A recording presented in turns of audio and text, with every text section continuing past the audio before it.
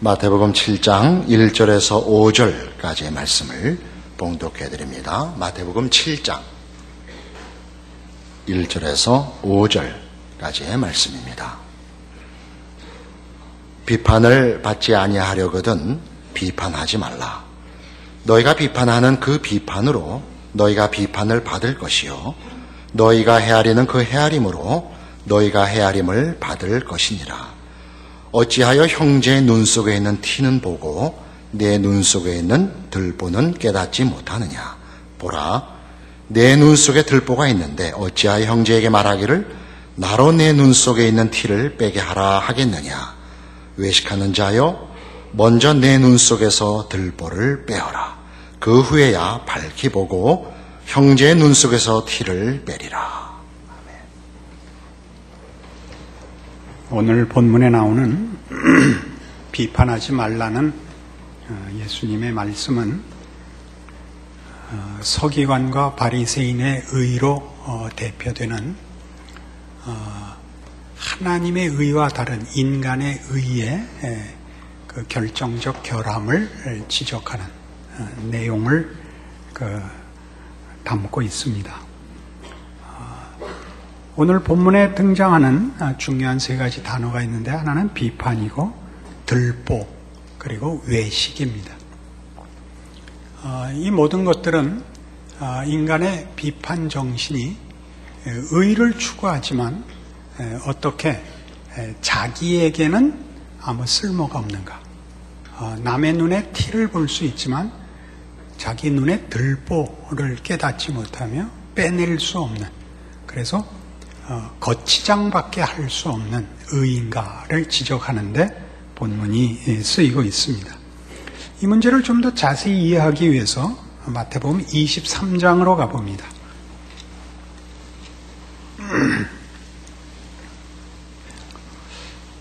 마태복음 23장 1절 보시면, 이에 예수께서 무리와 제자들에게 말씀하여 이르시되 서기관들과 바리새인들이 모세의 자리에 앉았으니 그러므로 무엇이든지 그들이 말하는 바는 행하고 지키되 그들이 하는 행위는 본받지 말라. 그들은 말만 하고 행하지 아니하며 또 무거운 짐을 묶고 사람의 어깨에 지우되 자기는 이것을 한 손가락으로도 움직이려 하지 아니하며 그들의 모든 행위를 사람에게 보이고자 한다라고 지적하시고 23절에 화 있을 진저 외식하는 서기관들과 바리새인들이여 너희가 박하와 회향과 근처의 11조는 들이되 율법에 더 중한 바 정의와 긍휼과 믿음은 버렸도다.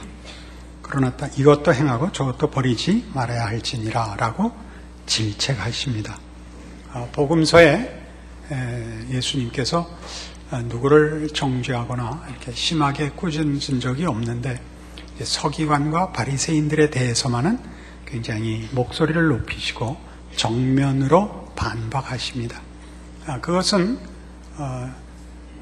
예수님의 오심과 예수 그리스도 안에서 허락하시는 하나님의 의가 모든 사람에게 이제 열려 있고 꼭 필요한 것임에도 불구하고 서기관과 바리새인의 의로 대표되는 인간의 자기 주장, 자기 자존성이라는 것이 이 은혜와 하나님의 이 의를 받아들이는 일에 가장 큰 걸림돌이 되기 때문입니다.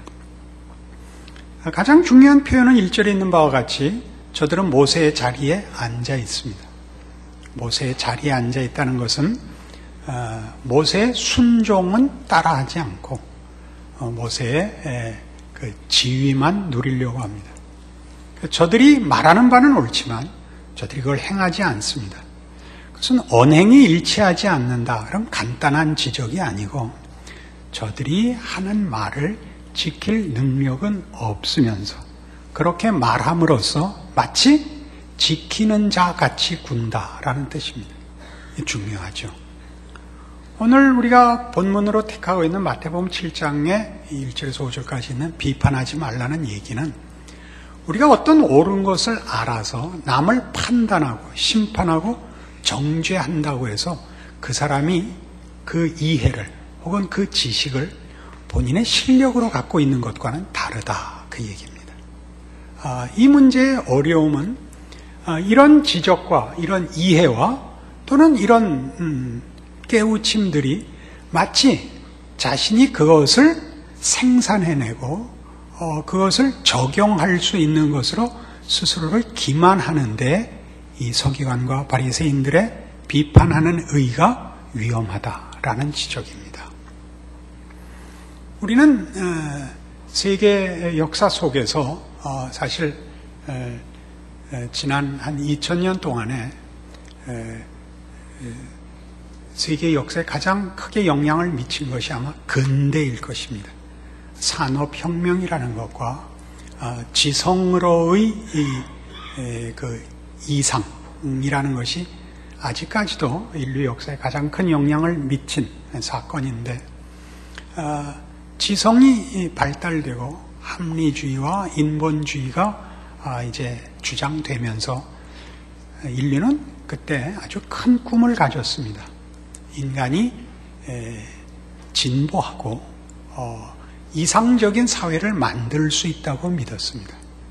실은 그렇게 되지 않았습니다. 지식이라는 것이 혹은 지성이라는 것이 또는 문명이라는 것이 인간성에는 아무런 영향을 미치지 못했다라는 것을 확인한 것이 우리 지난 몇 세기 동안에 한 300년 동안에 가장 중요한 역사의 교훈이었을 것입니다. 그럼에도 불구하고 이 문제는 우리의 인간적 본성과 묶여 있는 것이라서, 즉 인간의 자존성에 관한 그 고집과 묶여 있는 것이라서 우리는 지금까지도 이 영향 아래서 자유롭지 않습니다. 죄의 본성과 엮여 있기 때문입니다. 우리는 아는 것이 힘이고 그리고 우리의 실력이라고 믿고 있습니다. 그러나 아는 것이 실력이냐 아니냐 하는 문제는 쉽게 남을 판단하고 설명하는 것으로 그 설명과 지식이 사람을 변화시키더냐라고 물어보셔야 됩니다.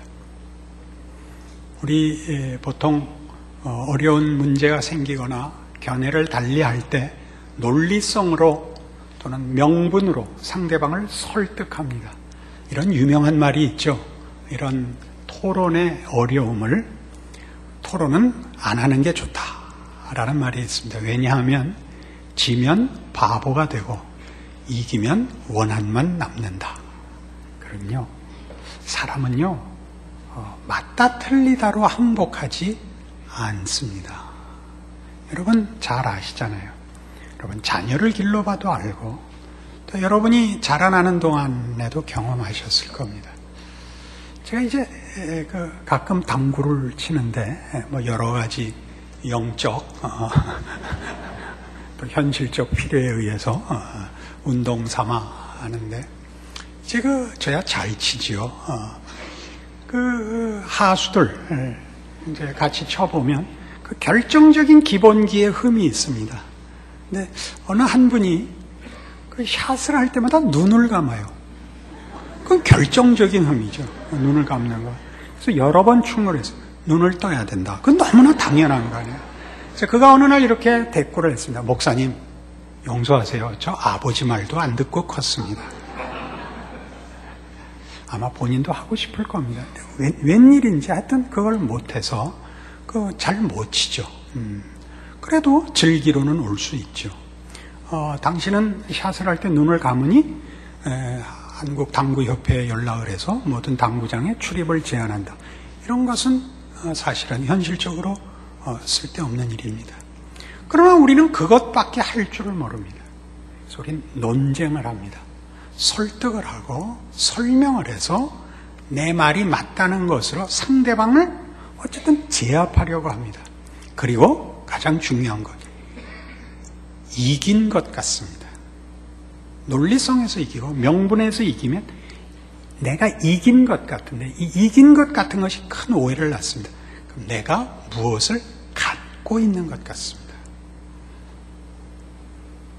여러분 살아보면 이제 조금 이렇게 그 중간에 좀 넘어갑니다만, 용서의 어려움은, 기독교 신앙에서 용서의 어려움과 사랑의 어려움은 용서를 하거나 사랑을 하면 지는 것 같습니다. 싸워보셨을 때 싸움에서 가장 어려운 게 싸움을 끝을 내기가 어려운데, 왜냐하면 마지막 말을 내가 하고 싶거든요. 마지막 말. 하다못해 좋아, 오늘은 내가 참는다, 이 말이라도 해야 되거든요.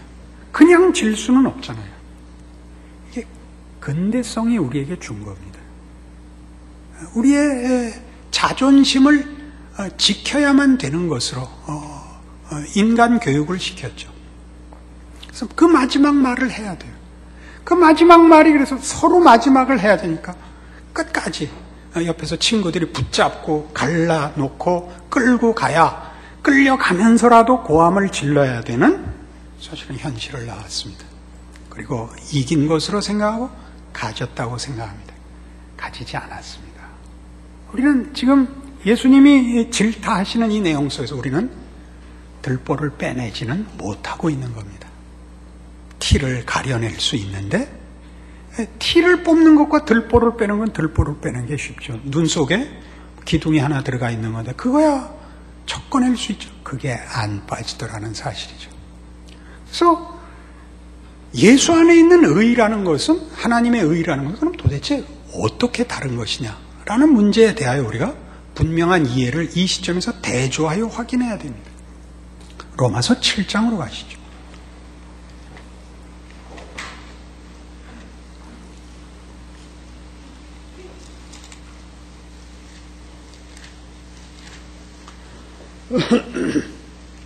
로마서 7장 7절입니다. 247페이지 신약 성경입니다. 그런즉 우리가 무슨 말을 하리요? 율법이 죄냐? 그럴 수 없느니라. 율법으로 말미암지 않고는 내가 죄를 알지 못하였으니 곧 율법이 탐내지 말라 하지 아니하였더라면 내가 탐심을 알지 못하였으리라. 그러나 죄가 기회를 타서 계명으로 말미암아 내 속에서 온갖 탐심을 이루었나니 이는 율법이 없으면 죄가 죽은 것임이라. 전에 율법을 깨닫지 못했을 때는 내가 살았더니 계명이 이름에 죄는 살아나고 나는 죽었도다. 생명에 이르게 할 그 계명이 내게 대하여 도리어 사망에 이르게 하는 것이 되었도다. 죄가 기회를 타서 계명으로 말미암아 나를 속이고 그것으로 나를 죽였는지라. 여러분, 알고 이해한다고 해서 그것이 자기 것이 되지 않는다는 것은 누구나 경험하셨을 것입니다. 이러면 안 되는데 라고 하면서 성질을 부려본 적 있었을 것이고, 제일 많이 우리가 이런 논리적으로 앞뒤가 맞지 않는 우리 됨을 확인하는 것들이 있습니다. 이 말은 하면 안 되는데, 이렇게 시작하는 말을 많이 하시죠. 이 말을 하면 안 된다는 거 아는데 그 말을 참을 수가 없습니다.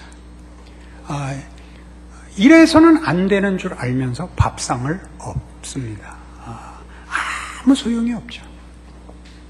성질이 낮다는 것 외에는 아무런 그 내용이 전달될 게 없는데 그것을 할 수밖에 없는 것이 인간의 의입니다. 그러니까 율법이 우리에게 가르치는 건 뭐냐?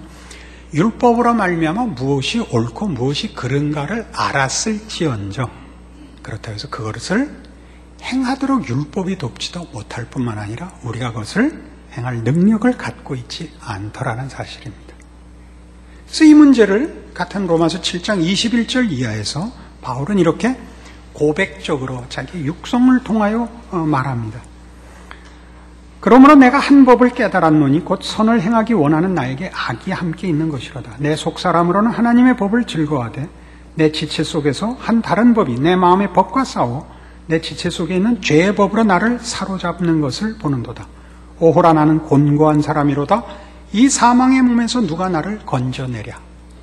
오호라, 나는 곤고한 사람이로다 라는 비명은 왜 나온다고요? 아는데 할 수가 없다 말이죠. 아는데 할 수가 없다 말이죠. 그래서 이제 그 해답이 이렇게 제시됩니다. 25절, 우리 주 예수 그리스도로 말미암아 하나님께 감사하리로다. 예수 안에서 이 문제가 해결되더라. 그런즉 내 자신이 마음으로는 하나님의 법을, 육신으로는 죄의 법을 섬기노라. 이 25절은 가끔 오해되는데요. 앞에 있는 우리 주 예수 그리스도로 말미암아 하나님께 감사한다는 답이 나오고 그 뒤에 나오는 얘기 때문에 그것이 그 답과 연결되는 것으로 아는데 그게 아닙니다. 답이 왜 필요한가를 한 번 더 짚는 겁니다. 마음으로는 하나님의 법을, 육신으로는 죄의 법을 섬기는데 그 둘이 갈등을 일으킨다는 뜻이 아니라 알고 있고 소원하는데 늘 진다는 말입니다. 그 해결책은 예수밖에 없더라. 그 얘기입니다. 어떻게 해결했느냐? 8장 1절을 이렇게 합니다. 그러므로 이제 그리스도 예수 안에 있는 자에게는 결코 정죄함이 없나니 이는 그리스도 예수 안에 있는 생명의 성령의 법이 죄와 사망의 법에서 너를 해방하였음이라 그럽니다. 이게 뭘까요? 굉장히 심오하고 경이로운 구절입니다. 예수 안에서 이제 정죄함이 없답니다. 그래서 정죄함이 없다는 것은 이제 더 이상 하나님은 우리에게 법을 근거로 하여 관계하는 분이 아니라 예수로 관계하는 분이다, 그런 뜻입니다. 법으로 관계한다는 것은 잘잘못의 책임을 묻는 관계를 말하고, 법으로 관계하지 않고 예수 안에서 관계한다는 것은 우리를 혈육적인 관계에서 우리를 대하겠다는 뜻입니다. 우리 이해하기 좋게 우리 자녀들을 생각하면 됩니다. 여러분은 여러분의 자녀를 무법하게, 무질서하게 키우시지는 않을 것입니다. 명분을, 도리를, 그리고 해야 할 책임을 가르치실 것입니다. 그러나 그것을 법으로 묻고 그 책임을 100% 묻는 부모는 없습니다. 그 이상으로 묻죠. 사랑으로 묻죠. 여러분의 목숨을 걸고 헌신과 희생으로 그걸 묻습니다. 여기서 묻는다는 것은 그 책임과 완성을 위하여 여러분이 기꺼이 희생할 것과 노력할 것과 넘어갈 것을 책임 위에 더하고 있습니다. 그렇지 않습니까?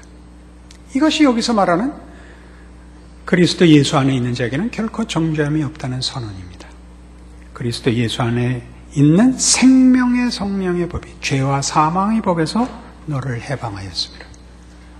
우리 자녀들이 우리에게 큰 소리치는 무기가 뭐죠? 법이 아니고 사랑으로 자신들이 대접받는다는 걸 아는 것이 무기입니다. 그러니까 사랑을 담보로 해서 이 공갈을 치죠. 나 밥 안 먹어. 이 공갈이 통하죠. 지가 안 먹는데 왜 부모가 지죠? 부모가 자녀를 자기보다 더 사랑하기 때문입니다. 맨 마지막 공갈은 이거죠. 나 집 나갈 거야. 나가는 게 무슨 이익이며 무슨 위협이 되는 것이죠. 부모가 자녀를 사랑하기 때문입니다. 예수 안에 있는 하나님의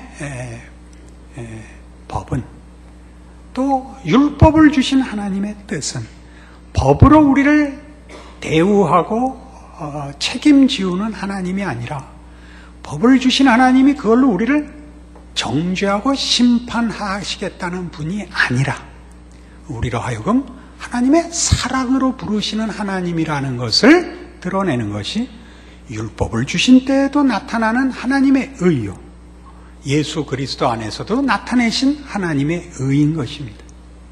예수님이 친히 율법을 이렇게 정의하십니다. 율법이 뭐냐? 그것은 하나님 사랑이요, 내 이웃을 내 몸같이 사랑하라는 것이다. 그렇게 설파하십니다. 우리는 법이 잘잘못을 판정하는 것이라고 생각합니다. 누구의 잘잘못을 판단하는 것으로 내가 의로운 자라고 생각을 합니다.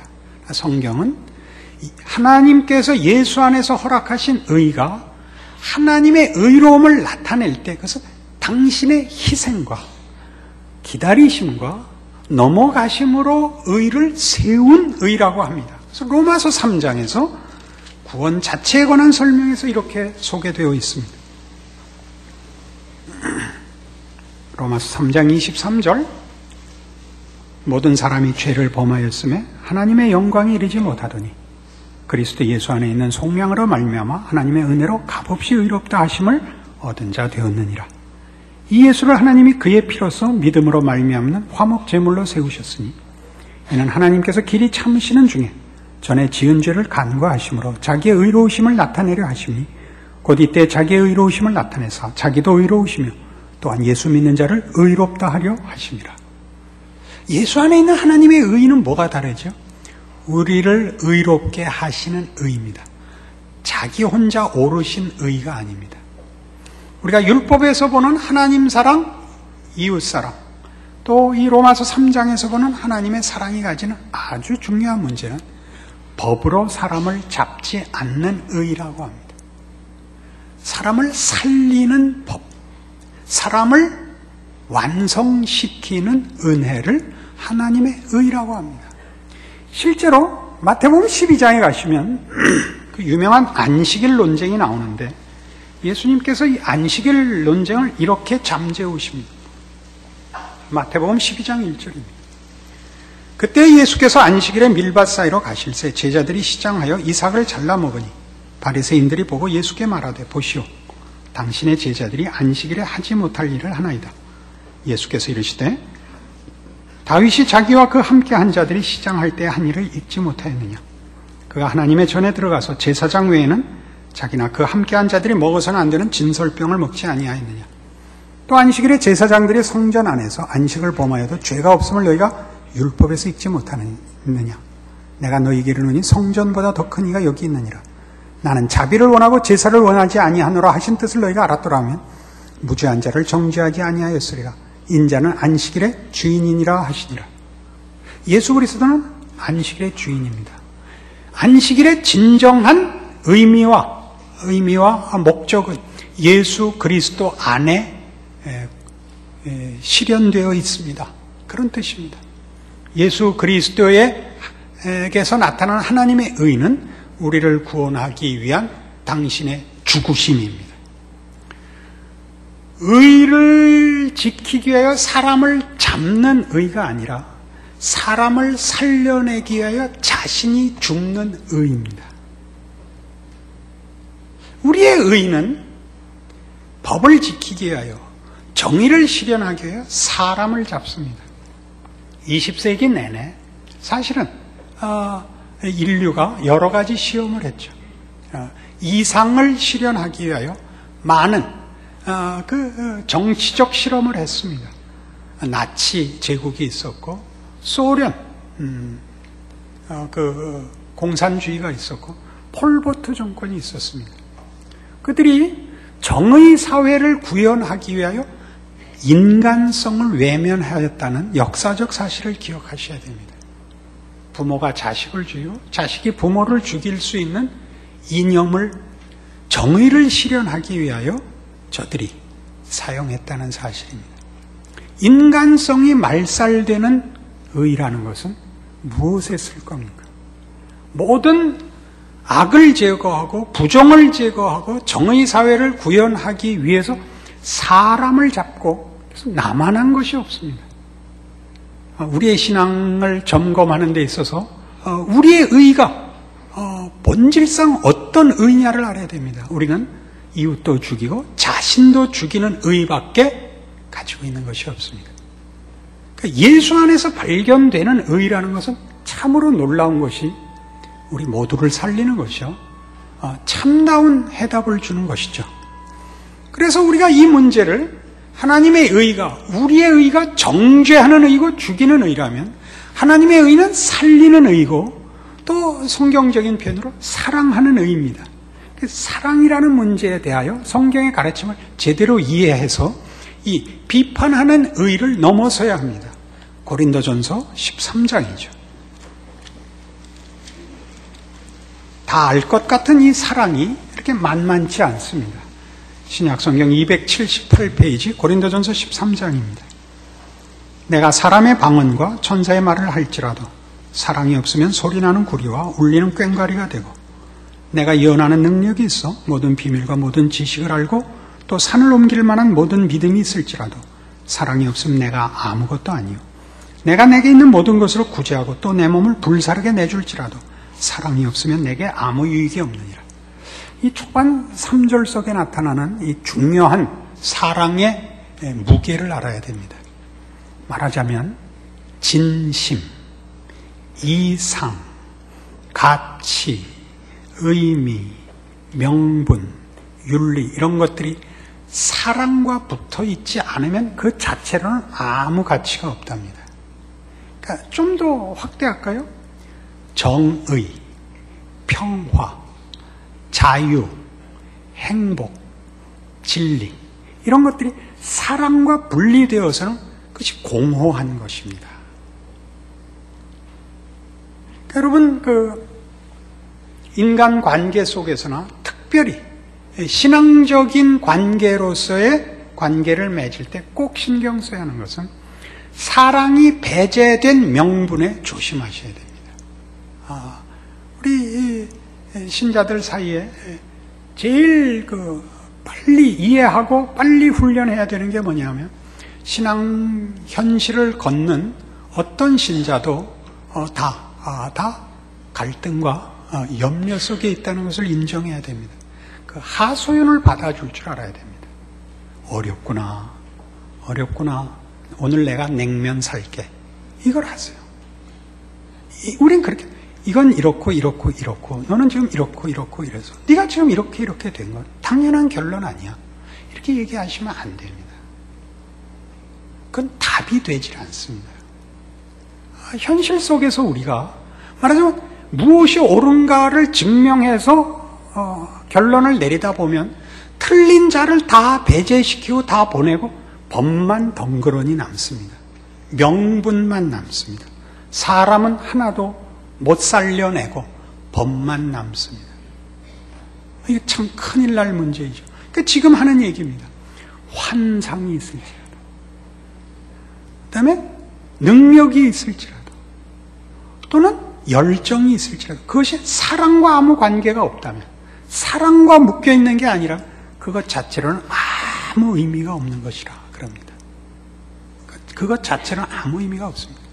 신앙이 좋다는 것도 신앙이 좋으시면 안 됩니다. 사랑이라는 본체가 신앙을 가져야지, 사랑은 없고 신앙이라는 명분과 어떤 열심만 가지면 그 사람을 다룰 방법이 없습니다. 옆에 있는 사람을 다 죽일 뿐입니다. 이게 그 얘기입니다. 그래서 사랑은 뭐냐? 사랑은 이렇게 넘쳐나고 억제할 수 없는 감동이 아닙니다. 그런 것들이 아니고, 그 사랑이라는 완성의 자리에 가기 위하여 시작해서 도달해야 되는 긴 여정이 있습니다. 과정이 있습니다. 4절에서 이렇게 소개합니다. 사랑은 우선 오래 참아야 됩니다. 오래 참는다는 건 상대방의 꼬라지를 인정하셔야 됩니다. 내 마음에 들라 그러지 마십시오. 계속 평행법적으로 나오는데, 사랑은 오래 참고, 사랑은 온유하며, 시기하지 아니하며, 자랑하지 하며, 교만하지 않습니다. 내 마음에 들라고 하지 마십시오. 사랑은 여기서부터 시작입니다. 사랑은 넘쳐나는 희열이 아니고, 넘쳐나는 감동이 아니고, 이렇게 억제해야 되는 겁니다. 어떤 억제? 판단하고 물리치고 고함 지르고 싶은 강제력을 억제하는 것입니다. 뒤에도 나옵니다만, 무례히 행하지 아니하며, 자기의 유익을 구하지 아니하며, 성내지 아니하며, 악한 것을 생각지 않는다. 이게 다 이런 겁니다. 저건 왜 여기 있나? 이 생각을 버리셔야 돼요. 저건 왜 예수를 믿나? 저건 왜 하필 우리 교회에 나오나?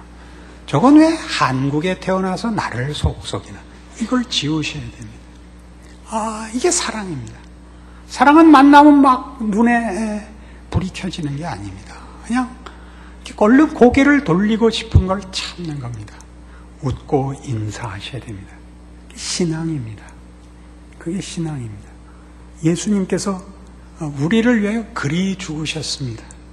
아버지여 저들을 사하소서, 이렇게 죽습니다. 넉넉하시지 않습니다. 나의 하나님 어찌하여 나를 버리시나이까? 라는 고통의 죽음을 견디시는 겁니다. 웃으면서 죽지 않으셨습니다. 우린 가끔 이 문제를 오해하지 않나 싶습니다. 불의를 기뻐하지 않으며 진리와 함께 기뻐하고, 그 다음이 재밌습니다. 모든 것을 참으며, 모든 것을 믿으며, 모든 것을 바라며, 모든 것을 견디느니라. 이 모든 것은 뭘까요? 어느 한 구석도 마음에 드는 게 없는 걸 다 기다려야 되는 겁니다.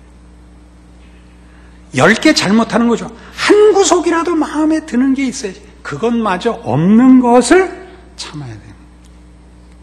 그것마저 없는 것을 믿어야 되고, 그것마저 없는 것을 바라고, 그것마저 그 최소한의 조건 하나도 없는 것을 견뎌야 됩니다. 사랑합시다. 교회에서들 자주 쓰는 그 구호인데, 이제 오늘도 한 교회에 모이셔서 서로 이웃끼리 바라보고 사랑합니다 한마디씩 합시다. 여러분 사랑합니다 그러면 어떻게 해요? 그때만은 웃죠. 사랑합니다. 제가 지금 할게요. 인상 쓰고 참고 옆 사람한테 해보세요. 사랑합니다. 이게 사랑입니다. 여러분 자신이 아시지 않습니까? 우리가 어떤 존재인지, 우리가 얼마나 치졸하고 비겁한 존재인지 아시지 않습니까? 우리 안에서 선한 것이 나오지 않습니다. 예수 안에 있는 하나님의 의라는 것은 상대적으로 높은 정도가 아니라 치명적이고 본질적이고 다른 무엇과도 대신할 수 없는 가장 우선적인 우리의 필요입니다. 이 은혜를 입은 것입니다. 이 은혜를 이해하지 못하면 사실 신자의 신앙생활에 있어서의 감격이라는 것은 사실은 찾을 데가 없습니다. 내가 비겁함과 못난 것과 한심한 데서 구원을 받았다는 것을 아는 것이 나로 하여금 나의 비열함과 치졸함과 부끄러움을 우선적으로 인식하여 내 들보를 빼는 작업으로 나를 인도하기 때문입니다. 그것만으로 인간은 인간답습니다. 그것만으로 사람은 커다란 힘을 발휘합니다. 그것만으로 우리는 세상에서 빛입니다. 자기 들보를 빼려는 자는 없기 때문입니다. 우리만이 예수 안에서의 은혜를 확인하고 우리 삶 속에서 그 작업을 하며 그 순종을 하며 그 필요를 구하는 자로서의 겸손을 가지고 있기 때문입니다. 여러분이 가지신 예수 안에서의 의를 여러분 자신을 위하여 여러분과 인생에 실현하시고 누리시는, 그래서 복되신 인생이 되기를 바랍니다. 기도하십시다. 하나님 아버지의 은혜를 감사합니다. 하나님의 자녀가 되고 그 사랑을 받는다는 것은 얼마나 놀라운 것인지요. 우리는 비로소 비참한 인생에서 벗어날 수 있습니다. 부끄럽고 비열한 인생을 면할 수 있습니다. 이 구원, 이 복을 누리는 저희들 되게 하사 우리의 존재와 인생으로 참다운 하나님의 자녀의 사랑을 받는 것과 사랑을 하는 자로서의 책임 있는 신앙인이 되게 하여 주시옵소서. 지금은 우리 주 예수 그리스도의 은혜와 하나님 아버지의 극진하신 사랑과 성령님의 교통하심이, 하늘 하나님을 아버지라 부르는 것이 어떤 특권인지 예수 안에서 확인하고 바로 그 믿음으로 그 은혜와 사랑의 하나님의 자녀로 그 인생을 책임지리라 약속하고 돌아가는 심령들 위해 영원토록 함께 있을지어다. 아멘.